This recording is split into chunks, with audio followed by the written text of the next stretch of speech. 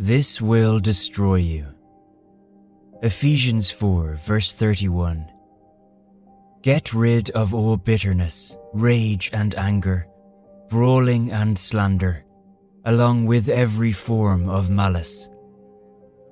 In a fractured world, we find that we all experience hurt of various kinds. It is inevitable that at some point in our interactions with others, we will have a cause, even just cause, to be angry. The truth is that all bitterness stems from hurt.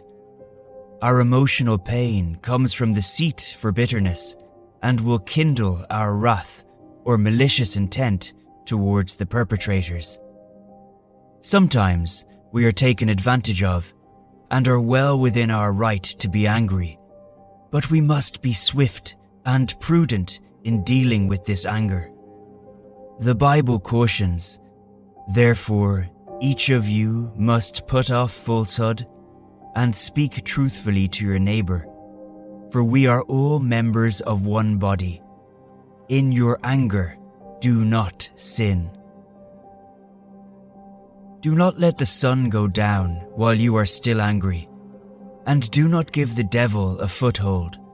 Ephesians 4 verses 25 to 27.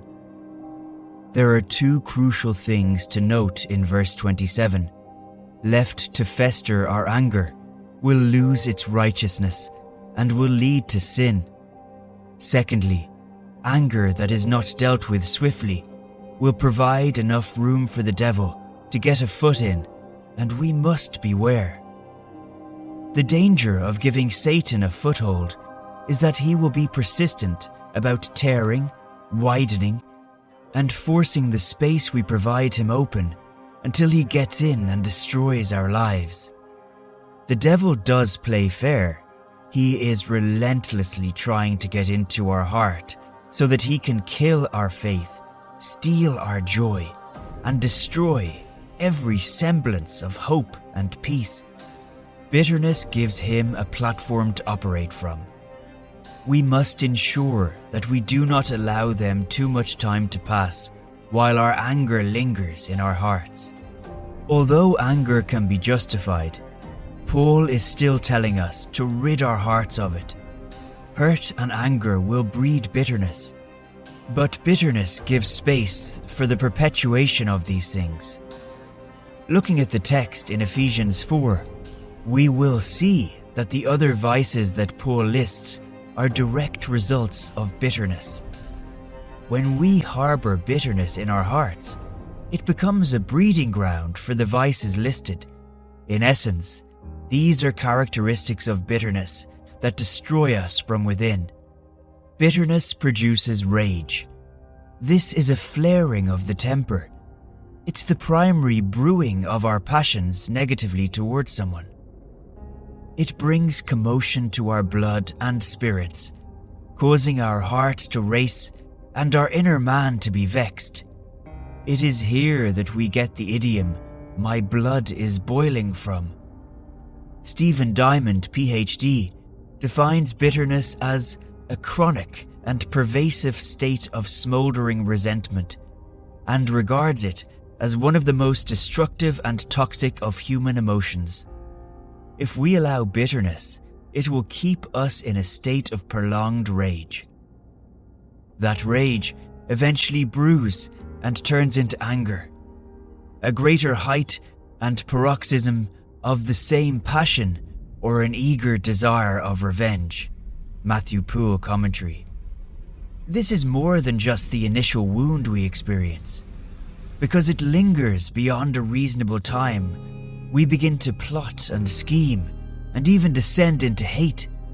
There is nothing creative about these things. We must be earnest in dealing with our bitterness. It is not an animal to tame, but it must be mortified with all the other deeds of the flesh. If we do not do that, it will begin to affect our speech. Colossians 4 verse 6 encourages, "Let your conversation be always full of grace, seasoned with salt, so that you may know how to answer everyone." Bitterness produces everything that militates against this in our speech. We will begin to enter the purgatorial behaviors of brawling and slander. It is not just our nose that flares from the anger that we have inside us, but we begin to show our disdain and inner boiling through vulgarity and loudness. We will eventually spiral into evil thinking. These are destructive and must be dealt with swiftly. Instead of building up the community of faith, we demolish all that it stands for. We will direct these words even to God, but certainly, here in our verse, Paul is speaking about it being directed to men.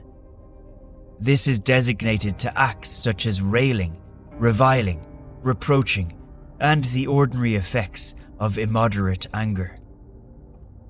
We should not have these things in our lives, and remember that all of this can be as a result of something that started from a righteous cause for anger. We were innocent. We were the ones wronged. But the mistake we made is to allow the anger to fester. If we do not deal with our hurts and anger, we will find ourselves living among the spiritually dead, and the sad thing is that it often happens unnoticed. Paul continues to beseech, if not command us, to deal with every malignity in our lives, all forms of malice. These are works of the flesh that militate after the fruit of the Spirit in our lives.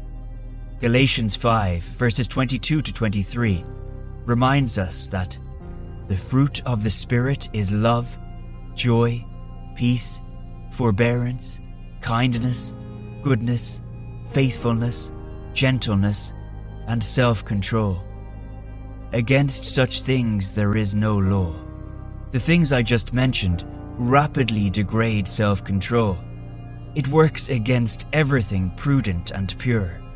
When malignity is in our hearts, we will not be loving, peaceable, joyful, patient, kind, good, faithful, or gentle towards others. The way out of bitterness is a sincere move to forgive those who have wronged us. There is no other cure.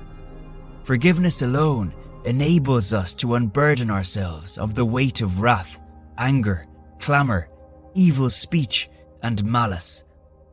It empowers us to let go of grievances, grudges, rancor, and resentment. Jesus Christ places it as a vital tool in the belt of the redeemed. In a discourse with the disciples, Jesus outlined for them a systematic way to deal with wounds. After this outline, Peter asked, "Lord, how often will my brother sin against me, and I forgive him? As many as 7 times?" Matthew 18, verse 21. This is a question that many of us are asking in our hearts. Jesus answered, "I do not say to you 7 times, but 77 times. The answer took Peter beyond the confinement of numbers and reflects a practice. It is a matter of keep on forgiving. When we do, we are not just freeing those who wronged us, we are freeing ourselves.